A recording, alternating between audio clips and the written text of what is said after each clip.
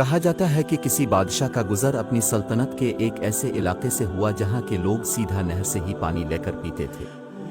بادشاہ نے حکم دیا کہ عوام الناس کی سہولت کے لیے یہاں ایک گھڑا بھر کر رکھ دیا جائے تو زیادہ بہتر رہے گا اور ہر چھوٹا بڑا سہولت کے ساتھ پانی پی سکے گا۔ بادشاہ یہ کہتے ہوئے اپنی باقی کے سفر پر آگے کی طرف بڑھ گیا۔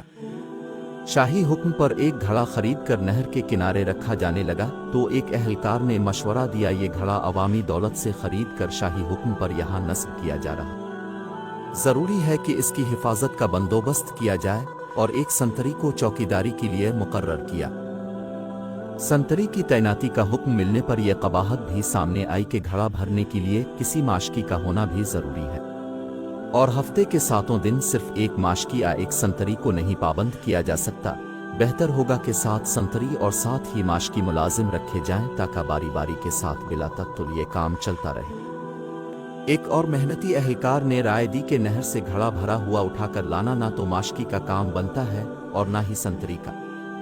اس محنت طلب کام کے لیے 7 باربردار بھی رکھے جانے چاہئیں جو باری باری روزانہ بھرے ہوئے گھڑے کو احتیاط سے اٹھا کر لائیں اور اچھے طریقے سے ڈھکنا لگا کر بند کر کے رکھیں۔ ایک اور دور اندیش مصاحب نے مشورہ دیا کہ اتنے لوگوں کو رکھ کر کام کو منظم طریقے سے چلانے کے لیے ان سب اہلکاروں کا حساب کتاب اور تنخواہوں کا نظام چلانے کے لیے منشی محاسب رکھنے ضروری ہوں گے، اکاؤنٹنگ کا ادارہ بنانا ہوگا، اکاؤنٹنٹ متعین کرنا ہوں گے۔ ایک اور ذو فہم و فراست اہلکار نے مشورہ دیا کہ یہ اسی صورت میں ہی یقینی بنایا جا سکتا ہے کہ ہر کام اچھے طریقے سے چل رہا ہے تو ان سارے ماشکیوں، سنتریوں اور باربرداروں سے بہتر طریقے سے کام لینے کے لیے ایک ذاتی معاملات کا ایک شعبہ قائم کرنا پڑے گا۔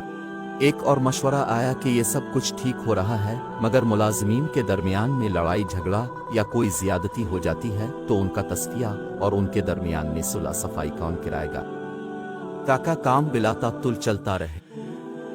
اس لیے میری رائے میں خلاف ورزی کرنے والوں اور اختلاف کرنے والوں کی تفتیش کے لیے ایک قانونی امور کا محکمہ قائم کیا جانا چاہیے۔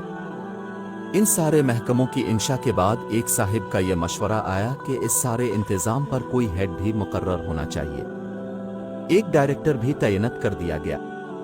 سال کے بعد حسب روایت بادشاہ کا اپنی رعایا کے دورے کے دوران اس مقام سے گزر ہوا تو اس نے دیکھا کہ ناروں کے کنارے کئی کنال رقبے پر ایک عظیم الشان عمارت کا وجود آ چکا ہے جس پر لگی ہوئی روشنیاں دور سے نظر آتی ہیں اور عمارت کا دبدبہ آنکھوں کو خیرہ کرتا ہے۔ عمارت کی پیشانی پر نمایاں کر کے وزارت انتظامی امور برائے گھڑا کا بورڈ لگا ہوا ہے۔ بادشاہ اپنے مصاحبین کے ساتھ اندر داخل ہوا تو ایک علیحدہ ہی جہان پایا۔ عمارت میں کئی کمرے، میٹنگ روم اور دفاتر قائم تھے۔ ایک بڑے سے دفتر میں آرام کرسی پر عظیم الشان چوبی میز کے پیچھے سرمئی بالوں والا ایک پروقار معزز شخص بیٹھا ہوا تھا جس کے سامنے تختی پر اس کے القابات پروفیسر ڈاکٹر 2 جنگوں کا فاتح فلان بن فلان ڈائریکٹر جنرل برائے معاملات سرکاری گھڑا لکھا ہوا تھا۔ بادشاہ نے حیرت کے ساتھ اپنے وزیر سے اس عمارت کا سبب پوچھا اور ساتھ ہی اس عجیب و غریب محکمہ کے بارے میں پوچھا جس کا اس نے اپنی زندگی میں کبھی نام بھی نہیں سنا تھا۔ بادشاہ کے وزیر نے جواب دیا، حضور والا، یہ سب کچھ اب ہی کے حکم پر ہی تو ہوا ہے جو اپنے پچھلے سال عوام الناس کی فلاح اور آسانی کے لیے یہاں پر گھڑا نصب کرنے کا حکم دیا تھا۔ بادشاہ مزید حیرت کے ساتھ باہر نکل کر اس گھڑے کو دیکھنے گیا جس کو لگانے کا اس نے حکم دیا تھا۔ بادشاہ نے دیکھا کہ گھڑا نہ صرف خالی اور ٹوٹا ہوا ہے بلکہ اس کے اندر ایک مرا ہوا پرندہ بھی پڑا ہوا ہے۔ گھڑے کے اطراف میں بے شمار لوگ آرام کرتے اور سوئے ہوئے پڑے ہیں اور سامنے ایک بڑا بورڈ لگا ہوا ہے۔